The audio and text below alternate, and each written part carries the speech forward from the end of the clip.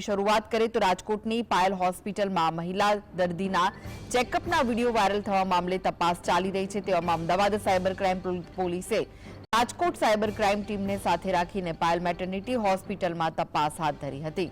પોલીસે ડોક્ટર તેમજ હોસ્પિટલના સ્ટાફની પૂછપરછ કરી, જેમાં 2 શકમંદોના નામ મળી આવ્યા છે। આ નામોને રાજકોટ સાયબર ક્રાઇમ પોલીસે અમદાવાદ ટીમને આપ્યા છે। હાલ તો પોલીસે ડીવીઆર અને સીસીટીવી ફૂટેજના આધારે તપાસ હાથ ધરી છે।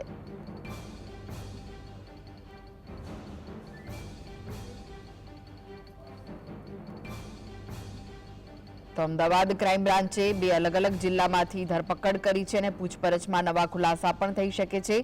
રાજકોટ હોસ્પિટલમાં મહિલાઓના સારવાર દરમિયાનના ચેકઅપના સીસીટીવી વેચવાના કૌભાંડમાં અમદાવાદ ક્રાઇમ બ્રાન્ચે મહારાષ્ટ્રથી 2 આરોપીની ધરપકડ કરી છે અને આ બંને જે આરોપીઓ છે ટેલિગ્રામ ચેનલમાં આ પ્રકારના દ્રશ્યો વેચતા હતા।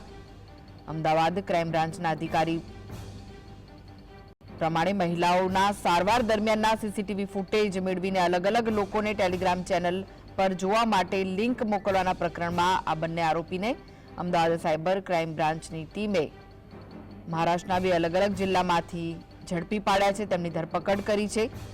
બંને આરોપીઓ પહેલાથી આ પ્રકારે મહિલાઓના અશ્લીલ વિડીયો વેચીને કમાણી કરતા હતા।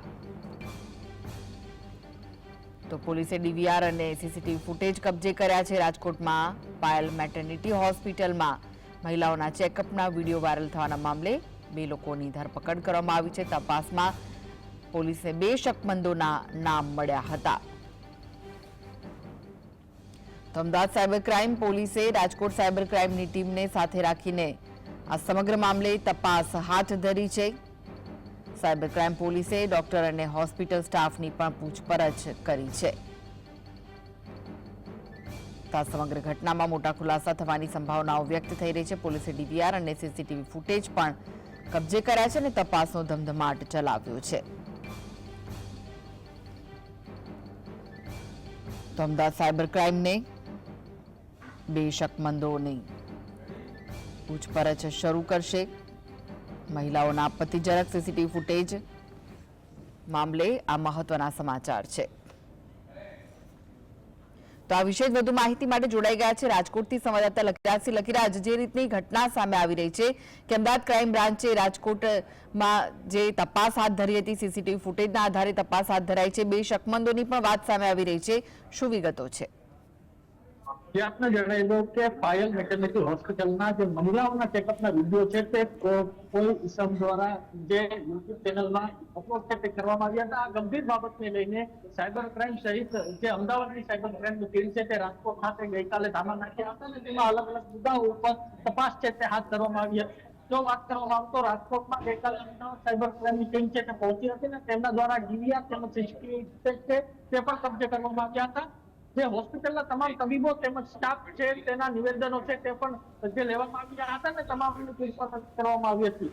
સમગ્ર મામલે તપાસમાં એવું ક્યાંક ને ક્યાંક સામે આવ્યું છે કે 2 શકમંદોના નામ છે તે રાજકોટ સાયબર ક્રાઇમની ટીમે અમદાવાદ સાયબર ક્રાઇમની ટીમને આપ્યા છે। તો તેવી પણ સૂત્રો તરફથી માહિતી મળી રહી છે કે 2 શખ્સોને મહારાષ્ટ્રથી અમદાવાદ ક્રાઇમ બ્રાન્ચે અમદાવાદ સાયબર ક્રાઇમે ઉઠાવી લીધા છે। તેવી પણ ક્યાંક ત્યારે હવે તપાસમાં શું સામે આવશે? આ જે 2 શકમંદોના જે નામ છે તે નેટવર્ક ચલાવતા હતા કે કોઈ અન્ય નેટવર્ક ચલાવતા હતા તે જોવું રહેશે, કારણ કે પૈસા લઈને આ જે સીસીટીવી ફૂટેજ છે તે વાયરલ કરવામાં આવતા હતા અને વેચવામાં આવતા હતા તેવું ક્યાંક સામે આવ્યું। રાજકોટ જે પાયલ મેટર્નિટી હોસ્પિટલના કેટલાક વિડીયો હતા તો અન્ય જે હોસ્પિટલના જે વિડીયો હતા તે પણ ક્યાંક ને ક્યાંક મેગા એબીપીએસ નામની યુટ્યુબ ચેનલમાં જે નાખવામાં આવ્યા હતા અને અપલોડ કરવામાં આવ્યા હતા। ત્યારે હવે જોવું રહેશે કે પોલીસ દ્વારા ક્યારે પ્રેસ કોન્ફરન્સ થશે અને ક્યારે આ સમગ્ર કેસને ખુલ્લું કરવામાં આવશે। લકીરાજ, જે 2 શકમંદો છે તેમને મહારાષ્ટ્રથી તેમની ધરપકડ કરવામાં આવી હોવાના પણ સમાચારો સામે આવી રહ્યા છે, ત્યારે તેને લઈને શું વિગતો સામે આવી રહી છે?